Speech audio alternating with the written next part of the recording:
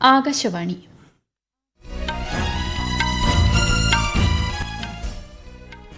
നമസ്കാരം. വാർത്തകൾ വായിക്കുന്നത് കൃഷ്ണ പ്രകൃതി.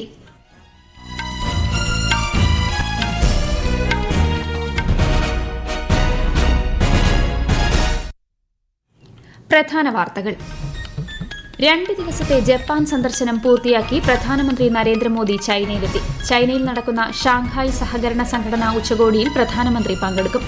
പ്രതിരോധ മേഖലയിലെ സ്വയം പര്യാപ്തത രാജ്യത്തിന്റെ പുരോഗതിക്കും അതിജീവനത്തിനും അനിവാര്യമെന്ന് രാജ്യരക്ഷാമന്ത്രി രാജ്നാഥ് സിംഗ്.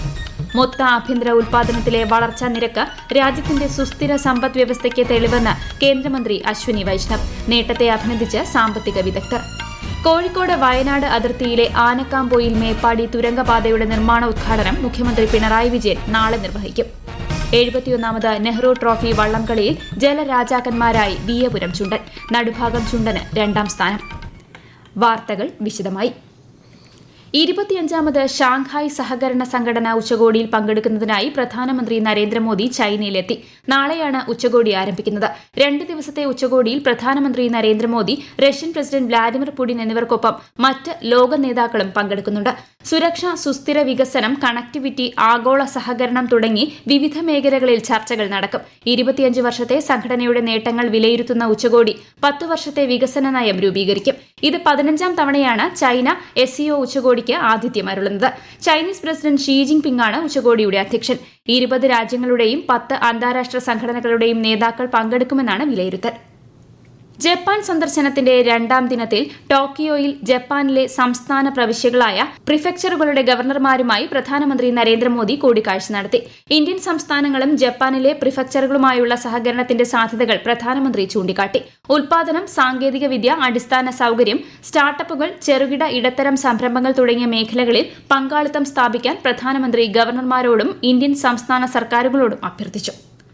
പ്രതിരോധ മേഖലയിലെ സ്വയം പര്യാപ്തത രാജ്യത്തിന്റെ പുരോഗതിക്കും അതിജീവനത്തിനും അനിവാര്യമെന്ന് രാജ്യരക്ഷാമന്ത്രി രാജ്നാഥ് സിംഗ്. സ്വാശ്രയ ഇന്ത്യയ്ക്ക് തന്ത്രപരമായ സ്വയംഭരണം സംരക്ഷിക്കാൻ കഴിയുമെന്ന് സർക്കാർ വിശ്വസിക്കുന്നതായും ന്യൂഡൽഹിയിൽ നടന്ന പ്രതിരോധ കോൺക്ലേവിനെ അഭിസംബോധന ചെയ്തുകൊണ്ട് കേന്ദ്രമന്ത്രി പറഞ്ഞു. രാജ്യത്തിന്റെ വളർന്നുകൊണ്ടിരിക്കുന്ന തദ്ദേശീയ പ്രതിരോധ ശേഷിയുടെ തിളക്കമാർന്ന ഉദാഹരണമാണ് ഓപ്പറേഷൻ സിന്ദൂർ എന്നും ശ്രീ സിംഗ് പറഞ്ഞു. हमारी फोर्सेज ने अपने स्वदेशी इक्विपमेंट के साथ अपने टारगेट्स पर जिस प्रकार पॉजिटिव स्ट्राइक किया है वह दिखाता है कि एक विजन, लंबी तैयारी और कोऑर्डिनेशन के बिना कोई भी मिशन सफल नहीं हो सकता है. साथियों, ऑपरेशन सिंदूर दिखने में तो केवल कुछ दिनों का युद्ध और भारत की विजय तथा पाकिस्तान की पराजय की कहानी यह लगती है, लेकिन उसके पीछे वर्षों की रणनीतिक तैयारी और डिफेंस प्रिपेयर्डनेस की एक लंबी भूमिका रही है. ഇലക്ട്രോണിക്സ് നിർമ്മാണത്തിൽ രാജ്യം ശ്രദ്ധേയമായ പുരോഗതി കൈവരിച്ചുവെന്നും ഇലക്ട്രോണിക്സ് ഉൽപാദനം ഏകദേശം 6 മടങ്ങ് വർദ്ധിച്ചുവെന്നും കേന്ദ്രമന്ത്രി അശ്വിനി വൈഷ്ണവ്. രാജ്യത്തെ ആദ്യത്തെ ടെമ്പേർഡ് ഗ്ലാസ് നിർമ്മാണശാല UPയിലെ നോയിഡയിൽ ഉദ്ഘാടനം ചെയ്യുകയായിരുന്നു അദ്ദേഹം. ഇന്ത്യയിൽ ഇലക്ട്രോണിക്സ് നിർമ്മാണം പ്രോത്സാഹിപ്പിക്കുന്നതും മെയ്ക്ക് ഇൻ ഇന്ത്യ സംരംഭം ശക്തിപ്പെടുത്തുന്നതിനുമുള്ള സുപ്രധാന ചുവടുവയ്പ്പാണ് ഈ നിർമ്മാണശാല. രാജ്യം കായിക രംഗത്ത് നയപരമായ ശ്രദ്ധയും പൊതുനിക്ഷേപവും വർദ്ധിപ്പിച്ചുവെന്ന് കേന്ദ്രമന്ത്രി Hardeep Singh Puri. Petroleum sports promotion board ന്യൂഡൽഹിയിൽ സംഘടിപ്പിച്ച പരിപാടിയിൽ സംസാരിക്കുകയായിരുന്നു അദ്ദേഹം. പോഷകാഹാരം, സ്പോർട്സ് സയൻസ്, പരിശീലനം എന്നിവയുൾപ്പെടെ എല്ലാ മേഖലയിലും യുവാക്കൾക്ക് പിന്തുണ നൽകുന്നുണ്ടെന്നും അദ്ദേഹം കൂട്ടിച്ചേർത്തു. 2025 ദേശീയ സ്പോർട്സ് ഗവേണൻസ് ബില്ലിന്റെ അംഗീകാരത്തിനും കേന്ദ്രമന്ത്രി ഊന്നൽ നൽകി. പട്ടികജാതി പട്ടികവർഗ വിഭാഗങ്ങളുടെ ക്ഷേമത്തിനായി സംസ്ഥാന നിയമസഭകളുടെ കമ്മിറ്റികൾ രൂപീകരിക്കണമെന്ന് ലോക്സഭാ സ്പീക്കർ ഓം ബിർള. ഭുവനേശ്വരിൽ നടന്ന പട്ടികജാതി പട്ടികവർഗ ക്ഷേമത്തിനുള്ള പാർലമെന്റ് സംസ്ഥാന നിയമസഭാ കമ്മിറ്റികളുടെ അധ്യക്ഷന്മാരുടെ ദ്വിദിന ദേശീയ സമ്മേളനത്തിന്റെ സമാപന ചടങ്ങിൽ സംസാരിക്കുകയായിരുന്നു അദ്ദേഹം. കേന്ദ്ര സംസ്ഥാന പദ്ധതികളുടെ ആനുകൂല്യങ്ങൾ സമൂഹത്തിലെ എല്ലാ വിഭാഗങ്ങൾക്കും കൃത്യമായി ലഭ്യമാക്കാൻ പാർലമെന്റ് കമ്മിറ്റി തീരുമാനിച്ചതായും അദ്ദേഹം പറഞ്ഞു. സമത്വ സമൂഹം കൊണ്ടുവരുന്നതിനുള്ള രൂപരേഖ തയ്യാറാക്കിക്കൊണ്ടിരിക്കുകയാണെന്നും ശ്രീ ബിർള അഭിപ്രായപ്പെട്ടു. പ്രധാനമന്ത്രി നരേന്ദ്രമോദി ആകാശവാണിയിലൂടെ ജനങ്ങളുമായി ആശയങ്ങൾ പങ്കുവയ്ക്കുന്ന പ്രതിമാസ റേഡിയോ പ്രഭാഷണ പരിപാടി മൻ കി ബാത്ത് നാളെ രാവിലെ 11 മണിക്ക്. മൻ കി ബാത്തിന്റെ 125ാം പതിപ്പാണിത്. കേന്ദ്ര സഹമന്ത്രി ജോർജ് കുര്യൻ നാളെ കൊല്ലത്ത് വിവിധ പരിപാടികളിൽ പങ്കെടുക്കും. തേവള്ളിയിൽ മൻ കി ബാത്ത് പ്രക്ഷേപണത്തോടനുബന്ധിച്ചുള്ള പരിപാടിയിൽ കേന്ദ്ര സഹമന്ത്രി സംബന്ധിക്കും. ഈ വാർത്തകൾ ആകാശവാണിയിൽ നിന്ന്. ആകാശവാണി വാർത്തകളും വാർത്താധിഷ്ഠിത പരിപാടികളും All India Radio News Thiruvananthapuram YouTube ചാനലിലും @All India Radio News Thiruvananthapuram Facebook പേജിലും AR News_ തിരുവനന്തപുരം ഇൻസ്റ്റഗ്രാം അക്കൌണ്ടിലും @AR News_TVM X ഹാൻഡിലും ലഭ്യമാണ്. മൊത്ത ആഭ്യന്തര ഉൽപാദനത്തിലെ ആദ്യപാദ വളർച്ചാ നിരക്കുകളെ സ്വാഗതം ചെയ്ത് കേന്ദ്രമന്ത്രിമാർ. സുസ്ഥിരവും ഊർജ്ജസ്വലവും നവീകരണത്താൽ നയിക്കപ്പെടുന്നതുമായ ഇന്ത്യയുടെ സമ്പദ്വ്യവസ്ഥയെ പ്രതിഫലിപ്പിക്കുന്നതാണ് ആദ്യപാദത്തിലെ വളർച്ചാ നിരക്കുകളെന്ന് കേന്ദ്രമന്ത്രി അശ്വിനി വൈഷ്ണവ് അഭിപ്രായപ്പെട്ടു. പരിഷ്കാരങ്ങളും പ്രതിരോധശേഷിയും കൊണ്ടുവർത്തിക്കുന്ന ഒരു ആഗോള വളർച്ചാ എഞ്ചിനാണ് ഇന്ത്യ എന്ന് കേന്ദ്ര വാണിജ്യ വ്യവസായ മന്ത്രി പീയൂഷ് ഗോയൽ വിശേഷിപ്പിച്ചു. भारत एक ऐसा उभरता हुआ देश है जिसकी इकोनॉमी, जिसमें अपॉर्चुनिटीज इतनी बड़ी मात्रा में बढ़ने वाली आगे आने वाले दिनों में कि यूरोपियन यूनियन हो, FTA का, सऊदी अरेबिया के साथ भी चर्चाएं चल रही है. वो तो चाहते हैं 6 के 6 खाड़ी के देश FTA में एक साथ आ जाए. पूरी दुनिया आज आपके साथ व्यापार बढ़ाना चाहती है. ये भारत के निर्णायक नेतृत्व में है. ये जादू आप सबके सामर्थ्य में, आपकी काबिलियत में है. ये जादू आप सबकी मेहनत और पसीने में है. രാജ്യത്തെ മൊത്ത ആഭ്യന്തര ഉൽപാദന വളർച്ചാ നിരക്ക് 7.8% ഉയർന്ന് ഊർജ്ജ ഉപഭോഗത്തിൽ ഗുണകരമായ മാറ്റങ്ങൾ സൃഷ്ടിക്കുമെന്ന് കേന്ദ്ര പെട്രോളിയം പ്രകൃതിവാതക മന്ത്രി ഹർദീപ് സിംഗ് പുരി. ഇന്ത്യൻ സമ്പദ്വ്യവസ്ഥ മികച്ച രീതിയിൽ മുന്നേറുകയാണെന്നും ന്യൂഡൽഹിയിൽ മാധ്യമപ്രവർത്തകരെ അഭിസംബോധന ചെയ്യവെ അദ്ദേഹം വ്യക്തമാക്കി. രാജ്യത്തെ വിവിധ വ്യവസായ സംഘടനകൾ, സാമ്പത്തിക വിദഗ്ധർ തുടങ്ങിയവർ ഇന്ത്യൻ GDPയുടെ വളർച്ച സ്വാഗതം ചെയ്തു. രാജ്യത്തിന്റെ സമ്പദ്വ്യവസ്ഥ വളരെ ശക്തവും സുസ്ഥിരവുമാണെന്ന് വീണ്ടും തെളിയിച്ചുവെന്ന് PHDCCI CEO രഞ്ജിത് മേത്ത പറഞ്ഞു.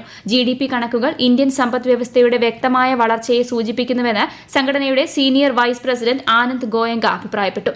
GDP കണക്കുകൾ രാജ്യത്തിന്റെ സമ്പദ്വ്യവസ്ഥയുടെ അടിസ്ഥാനപരമായ പ്രതിരോധശേഷിയെ പ്രതിഫലിപ്പിക്കുന്നതായി സാമ്പത്തിക കാര്യ സെക്രട്ടറി അനുരാധ താക്കൂർ ചൂണ്ടിക്കാട്ടി. കോഴിക്കോട് വയനാട് അതിർത്തിയിലെ ആനക്കാംപൊയിൽ മേപ്പാടി തുരങ്കപാത നിർമ്മാണ പ്രവൃത്തി ഉദ്ഘാടനം മുഖ്യമന്ത്രി പിണറായി വിജയൻ നാളെ നിർവഹിക്കും.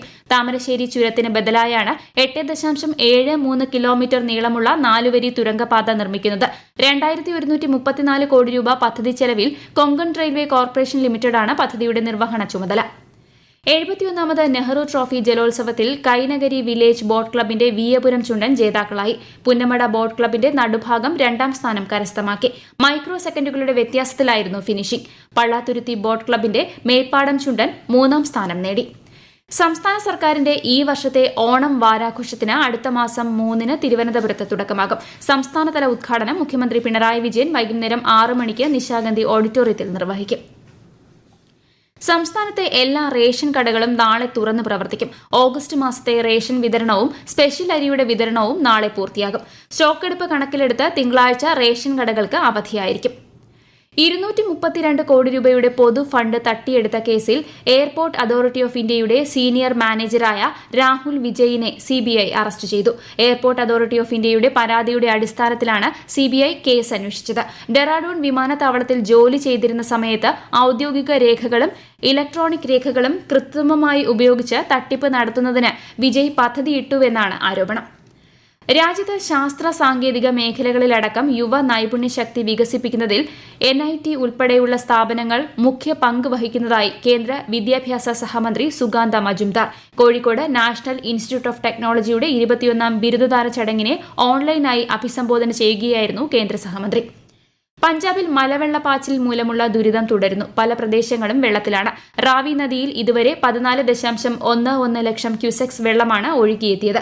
സംസ്ഥാനത്ത് ഇതുവരെ ലഭിച്ചതിൽ ഏറ്റവും ഉയർന്ന ജലപ്രവാഹമാണിത്. പോങ്ങിലെയും മറ്റ് അണക്കെട്ടുകളിലെയും ജലനിരപ്പ് വർദ്ധിച്ചിട്ടുണ്ട്. ചില ജില്ലകളിൽ വെള്ളം താഴ്ന്നിട്ടുണ്ടെങ്കിലും 7 ജില്ലകളിൽ ദുരിതം തുടരുകയാണ്.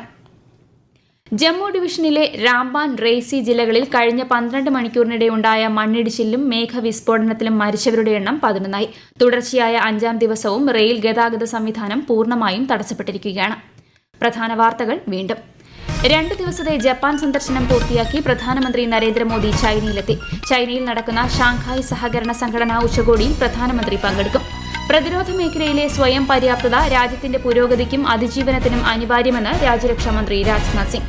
മൊത്ത ആഭ്യന്തര ഉൽപാദനത്തിലെ വളർച്ചാ നിരക്ക് രാജ്യത്തിന്റെ സുസ്ഥിര സമ്പദ് വ്യവസ്ഥയ്ക്ക് തെളിവെന്ന് കേന്ദ്രമന്ത്രി അശ്വിനി വൈഷ്ണവ്. നേട്ടത്തെ അഭിനന്ദിച്ച് സാമ്പത്തിക വിദഗ്ധർ. കോഴിക്കോട് വയനാട് അതിർത്തിയിലെ ആനക്കാംപൊയിൽ മേപ്പാടി തുരങ്കപാതയുടെ നിർമ്മാണ ഉദ്ഘാടനം മുഖ്യമന്ത്രി പിണറായി വിജയൻ നാളെ നിർവഹിക്കും. 71ാമത് നെഹ്റു ട്രോഫി വള്ളംകളിയിൽ ജലരാജാക്കന്മാരായി വിയ്യപുരം ചുണ്ടൻ. നടുഭാഗം ചുണ്ടന് 2ാം സ്ഥാനം. വാർത്തകൾ കഴിഞ്ഞു. അടുത്ത വാർത്താ പ്രക്ഷേപണം രാത്രി 8:35.